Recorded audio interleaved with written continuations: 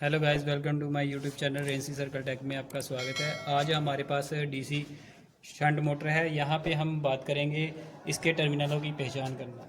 तो आपको पता है डीसी शंट मोटर में क्या होता है कि दो टर्मिनल आपके आर्मेचर के होते हैं, दो टर्मिनल आपके फील्ड वाइंडिंग के होते हैं।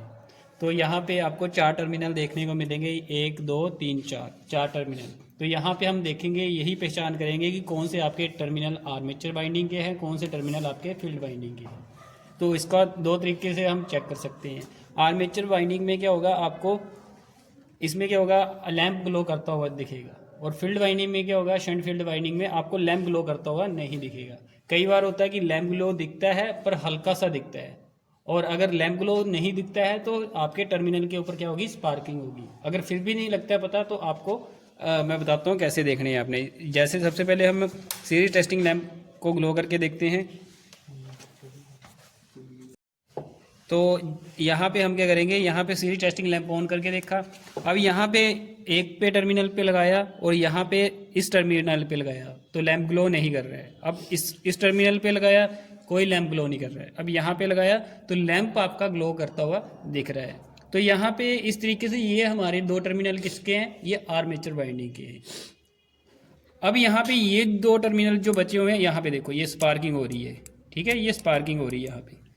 तो ये हमारे दो टर्मिनल फील्ड वाइंडिंग के हैं। अब यहाँ पे एक तरीका और है यहाँ पे चेक करने का। यहाँ पे अगर फील्ड वाइंडिंग के ऊपर लगाते हैं और यहाँ पे अंदर कम्यूटेटर, यहाँ पे अंदर कम्यूटेटर है, कम्यूटेटर के ऊपर लगाते हैं हम, तो यहाँ पे आपको लैंप ग्लो करता हुआ नहीं दिख रहा है। अब यहाँ पे इसको लीड को उठाएंगे और यहाँ आर्मेचर टर्मिनल के ऊपर लगा के देखेंगे, तो ये आपको लैंप ग्लो करता हुआ दिख रहा है ये, ठीक है। ये हमारा आपको क्लियर हो चुका है कि ये हमारा ये दो टर्मिनल हैं, ये हमारे आर्मेचर के हैं और ये दो है हमारे फील्ड वाइंडिंग के। अब इसके ऊपर हम कनेक्शन करके देखेंगे।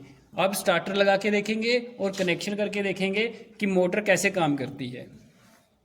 ये अब आगे हमारे पास डीसी मोटर के कनेक्शन डायग्राम है। तो ये हमारे पास स्टार्टर लगा हुआ है, 3 पॉइंट स्टार्टर, ठीक है, 3 पॉइंट स्टार्टर। तो इसका क्या, हम यहाँ पे डीसी सप्लाई हमने सीधी डायरेक्ट लाइन को दी हुई है। स्टार्टर का जो टर्मिनल था, एल टर्मिनल, उसको दी हुई है।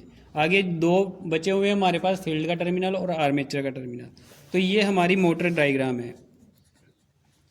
ये हमारे पास मोटर है, शंट मोटर जिसको बोला जाता है, शंट मोटर, ठीक है। अब यहाँ पे आपको पता है इसके दो टर्मिनल है, F1 और F2, A1 और A2।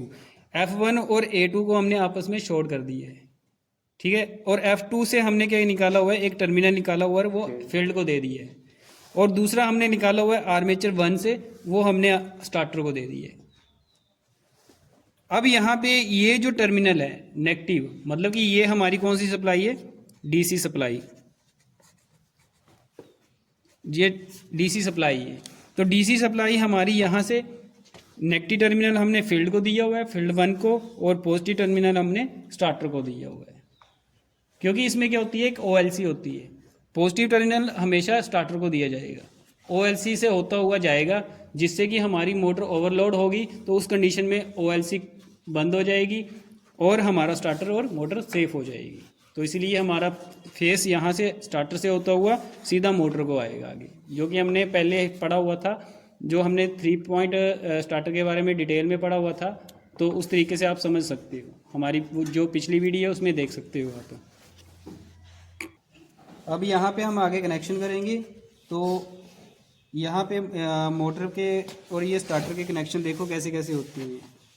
तो ये हमने ये फील्ड वाइंडिंग का टर्मिनल हमने आपस में जोड़ दिया इसका, F1, और यहाँ पे ये जो है हमारे दो F1 और A2 आपस में शॉर्ट कर दिए हमने, F1 और A2, जो कि हमने डायग्राम में देखा हुआ था।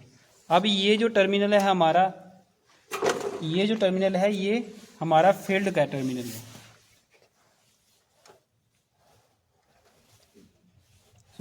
आर्मेचर का टर्मिनल है ये हमारा। तो ये भी हमने शॉर्ट कर दिया इसको भी। अब बचा हमारे पास लाइन टर्मिनल। लाइन टर्मिनल हमारा सीधा कहाँ जाएगा, मेन सप्लाई पे जाएगा। मेन सप्लाई से और ये जो शॉर्ट किए हुए थे यहाँ से हमारा न्यूट्रल टर्मिनल आएगा, यहाँ से न्यूट्रल टर्मिनल, और ये स्टार्टर का लाइन टर्मिनल है हमारे पास, ये लाइन टर्मिनल है स्टार्टर का। ये लाइन टर्मिनल जाएगा आपका ये डीसी सप्लाई पे। ये हमारे पास डीसी सप्लाई बनाई हुई है ब्रिज रेक्टिफायर के अकॉर्डिंग। तो यहाँ पे हमारी यहाँ से ये चला जाएगा लाइन टर्मिनल हमारा पॉजिटिव साइड, ये ध्यान रखना पोलैरिटी का पॉजिटिव साइड, और यहाँ से हमारा जो शॉर्ट करके हमारा F1 और F2 से निकला हुआ टर्मिनल A2 से निकला हुआ टर्मिनल ये हमारा सीधा नेगेटिव टर्मिनल पे चला जाएगा।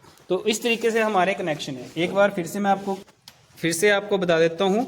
यहाँ पे ये हमारा पॉजिटिव टर्मिनल सीधा हमारा स्टार्टर में आया, यहाँ पे L टर्मिनल पे, और यहाँ से आर्मेचर टर्मिनल सीधा हमारा यहाँ पे A1 में चला गया, और यहाँ से A2 और F2 दोनों आपस में शॉर्ट करके और सीधा हमारी यहाँ पे नेगेटिव टर्मिनल पे चला गया।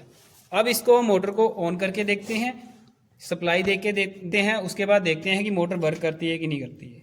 चलो तो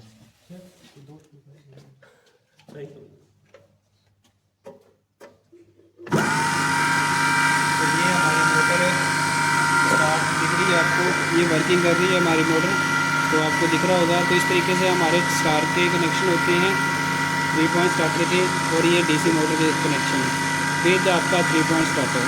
तो इस तरीके से हम कनेक्शन कर सकते हैं इसके, इस तरीके से हम मोटर को चलाकर देख सकते हैं। और इसकी आप अगला जो प्रैक्टिकल करेंगे हम इसकी डायरेक्शन चेंज करेंगे, डायरेक्शन कैसे चेंज की जाती है तो उस चीज़ को हम देखेंगे इसमें। ठीक है, तो आज का यही टॉपिक था हमारा।